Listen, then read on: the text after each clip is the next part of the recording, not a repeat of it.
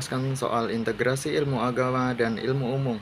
Adalah suatu upaya untuk menyatukan pemahaman dan praktik dari keduanya sehingga tidak ada polarisasi atau dikoloni antara ilmu agama dan ilmu umum. Hal ini bertujuan untuk menciptakan pemahaman yang lebih komprehensif dan holistik tentang dunia, serta untuk mengoptimalkan kontribusi keduanya dalam berbagai bidang termasuk pendidikan, sosial, ekonomi, dan juga politik. Terus pentingnya integrasi ini menghindari dikotomi. Integrasi bertujuan untuk menghilangkan pemisahan antara ilmu agama dan ilmu umum yang seringkali menciptakan pemahaman yang tidak lengkap atau tidak seimbang. Terus menciptakan pemahaman holistik. Jadi dengan menyatukan keduanya, individu dapat memiliki pemahaman yang lebih komprehensif tentang dunia termasuk aspek spiritual, etika, dan ilmiah. Terus mengoptimalkan kontribusi. Integrasi yang memungkinkan pemanfaatan ilmu agama untuk memberikan landasan moral dan etika dalam mengembangkan ilmu pengetahuan dan pemahaman ilmu umum untuk memperkuat pemahaman religius. Terus yang keempat itu meningkatkan kualitas pendidikan. Jadi integrasi dapat menciptakan kurikulum pendidikan yang lebih holistik yang tidak hanya mengajarkan fakta ilmiah tetapi juga nilai-nilai moral dan etika yang menyadari pengetahuan tersebut. Terus yang kelima menciptakan individu yang lebih adaptif.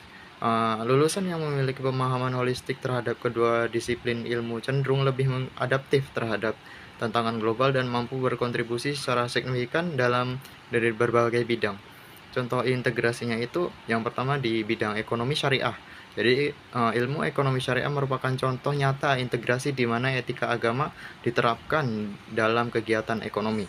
Terus di bidang pendidikan yang menggabungkan ilmu agama dan ilmu umum dapat membantu menciptakan lulusan yang memiliki pemahaman yang lebih komprehensif dan beretika. Terus di bidang lain itu dapat diterapkan dalam berbagai bidang seperti politik, hukum, kesehatan, dan teknologi dengan menggunakan nilai-nilai agama untuk memberikan landasan moral dan etika dalam mengembangkan ilmu pengetahuan dan juga politik dan praktik.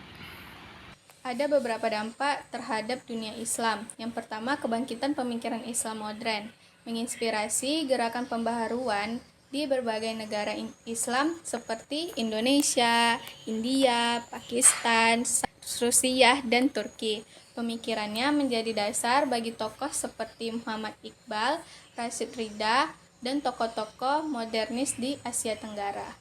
Yang B, pembaharuan pendidikan Islam.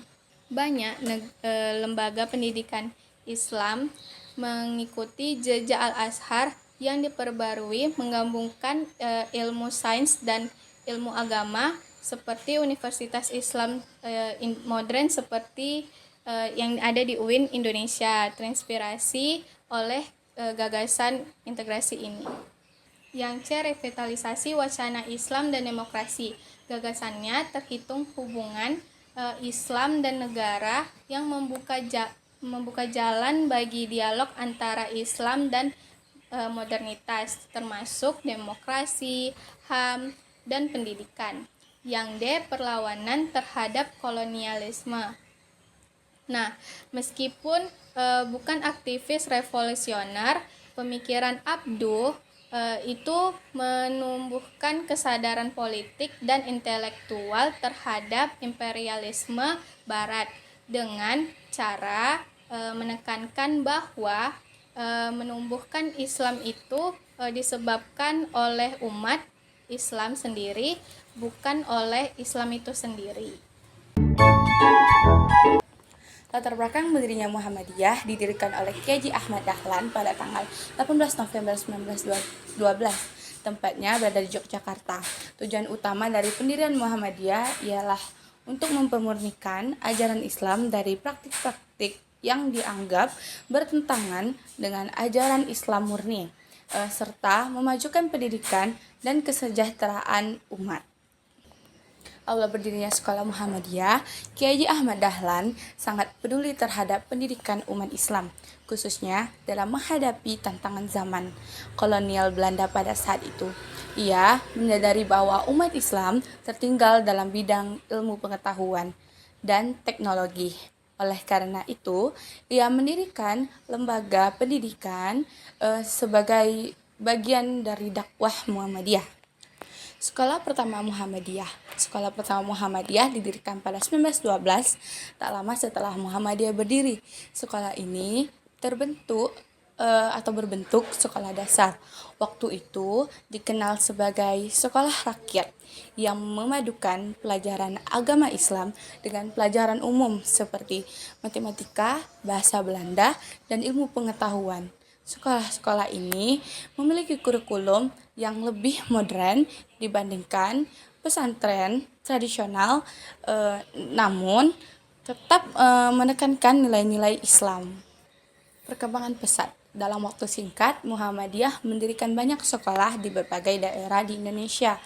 Selain sekolah dasar, Muhammadiyah juga mendirikan madrasah, SMP, dan juga SMA. Juga ada perguruan tinggi seperti Universitas Muhammadiyah Yogyakarta atau UMM Malang dan lain-lainnya. Ciri khas sekolah Muhammadiyah ialah perpaduan antara pendidikan agama Islam yang kuat dan ilmu pengetahuan modern, juga teknologi. Kontribusi sekolah Muhammadiyah menjadi pelopor dalam pendidikan Islam modern di Indonesia, mendorong kemajuan pendidikan perempuan melalui Aisyah, organisasi perempuan Muhammadiyah, melahirkan banyak tokoh-tokoh nasional dan pemimpin di berbagai bidangnya. Saya akan menjelaskan materi mengenai integrasi pendidikan Islam Kiai Haji Ahmad Dahlan dalam sistem pendidikan modern. Modernisasi pendidikan. Dalam usaha Muhammadiyah melakukan pembaharuan pembelajaran yang sejalan dengan modernisasi, yaitu dengan menggabungkan sistem pendidikan pondok pesantren dengan sistem pendidikan barat. Usaha tersebut diwujudkan dengan membentuk lembaga pendidikan yang spesifik, yaitu mengadopsi sistem pendidikan barat, namun memodifikasi sedemikian rupa agar berjiwa Nusantara dan mempunyai misi yang Islami. Terdapat dua model pembelajaran yang diusungkan oleh Kiai Haji Ahmad Dahlan. Yang pertama, model persekolahan umum, di mana sekolah ini dibangun pada tahun 1911 di Kauman, Yogyakarta oleh Kiai Haji Ahmad Dahlan. Yang sekolah ini merupakan sekolah tingkat dasar yang berawal dari sebuah pengajian. Penyelenggaraan pendidikan di sekolah ini yang digunakan dengan menggabungkan sistem pendidikan barat dengan sistem pendidikan pondok pesantren. Yang kedua, ada madrasah. Selain sekolah umum, Kiai Haji Ahmad Dahlan juga membangun madrasah yang memiliki model pembelajaran gubernamen yang bersifat agamis. Terdapat perbedaan antara sekolah umum dengan sekolah madrasah, yaitu terdapat perbedaan di kurikulumnya. Sekolah madrasah mengadopsi 60% pembelajaran berupa ilmu pengetahuan agama dan 40%-nya merupakan ilmu pengetahuan umum. Dalam paparan tersebut, dikata Kiai Haji Ahmad Dahlan walaupun sebagai seorang pembaharu, namun jasa beliau sangat banyak dalam sistem pendidikan di Indonesia. Beliau adalah seorang yang sangat menekankan kepada kesolehan individu dan sosial secara seimbang, yang melakukan keteladanan kepada masyarakat Indonesia. Ide-ide dan karya beliau memang secara tidak langsung tertulis, namun justru gerakan karya sosialnya adalah wujud karya yang lebih nyata. Baiklah, berdiri saya di sini akan menjelaskan kontribusi Kiai Haji Ahmad Dahlan terhadap pendidikan nasional. Kiai Haji Ahmad Dahlan sangat berkontribusi besar terhadap pendidikan nasional, terutama dalam pembaharuan pendidikan Islam yang integrasi dan modern. Beliau mengawali sistem pendidikan Islam dengan memadukan antara ilmu umum dan ilmu agama dalam suatu kurikulum. Dan sekolah-sekolah yang didirikan dia juga tidak hanya mengajarkan tentang ajaran Islam, tetapi juga mengajarkan tentang ilmu matematika, ilmu pengetahuan alam, sejarah, dan bahasa asing, sehingga dapat menciptakan generasi muda yang cerdas dan juga berwawasan luas. Dan Kiai Haji Ahmad Dahlan juga menetapkan konsep dasar dalam pendidikan Islam sehingga dapat berorientasi dalam pembangunan karakter serta menjunjung tinggi nilai keislaman, kemanusiaan, dan kebangsaan.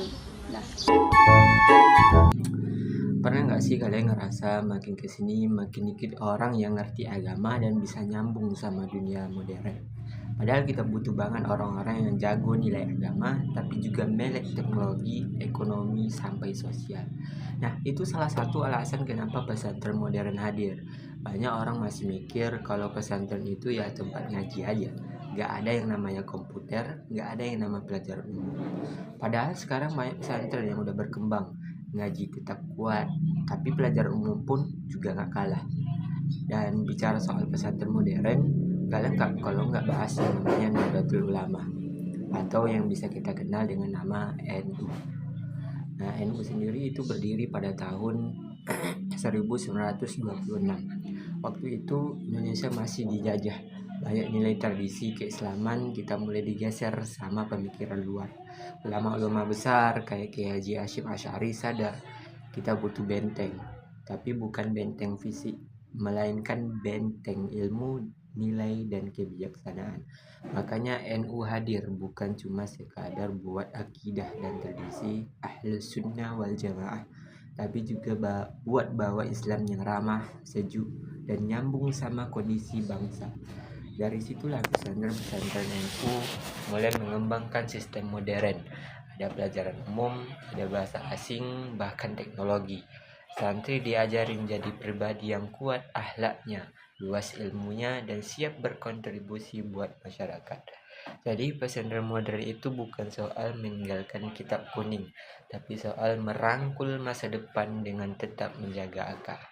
Bayangin kalau generasi muda kita dibekali ilmu agama yang dalam, tapi juga paham dunia digital, ekonomi, sampai isu-isu global. Peran Nahdlatul Ulama dalam pendidikan nasional. Nahdlatul Ulama memiliki peran yang sangat penting dalam pendidikan nasional di Indonesia. Sebagai salah satu organisasi Islam terbesar di Indonesia, Nahdlatul Ulama telah berperan dalam mengembangkan pendidikan Islam dan meningkatkan kualitas pendidikan di Indonesia. Nahdlatul Ulama berperan dalam mengembangkan pendidikan Islam yang berkualitas dan relevan dengan kebutuhan masyarakat. Nahdlatul Ulama memiliki jaringan pendidikan Islam yang luas, termasuk pesantren, madrasah, dan sekolah Islam. Nahdlatul Ulama juga menekankan pentingnya pendidikan karakter yang berbasis pada nilai-nilai Islam dan kebudayaan Indonesia. Nahdlatul Ulama berperan dalam mengembangkan pendidikan karakter yang dapat membentuk siswa menjadi pribadi yang berakhlak mulia pada masyarakat. Nahdlatul Ulama berkomitmen untuk meningkatkan akses pendidikan bagi semua lapisan masyarakat, termasuk masyarakat marginal dan kurang mampu. Nahdlatul Ulama berperan dalam mengembangkan kurikulum pendidikan yang relevan dengan kebutuhan masyarakat dan berbasis pada nilai-nilai Islam dan kebudayaan Indonesia, serta berperan dalam mengembangkan kemampuan guru melalui pelatihan yang dapat meningkatkan kualitas pendidikan. Nahdlatul Ulama juga mencoba beradaptasi dengan perkembangan zaman dan tantangan globalisasi, teknologi, dan perubahan sosial. Nahdlatul Ulama berusaha untuk terus memperkuat sinergi antara tradisi dan modernitas dalam sistem pendidikannya, serta memastikan relevansi nilai-nilai yang diajarkan dengan kebutuhan zaman. Dengan berbagai peran tersebut, Nahdlatul Ulama dapat dikatakan sebagai salah satu organisasi yang sangat berkontribusi atau yang sangat berpengaruh dalam pendidikan nasional di Indonesia. Mereka tidak hanya berkontribusi dalam pendidikan formal, tetapi juga dalam pendidikan informal, serta berperan dalam membentuk karakter dan nilai-nilai generasi bangsa.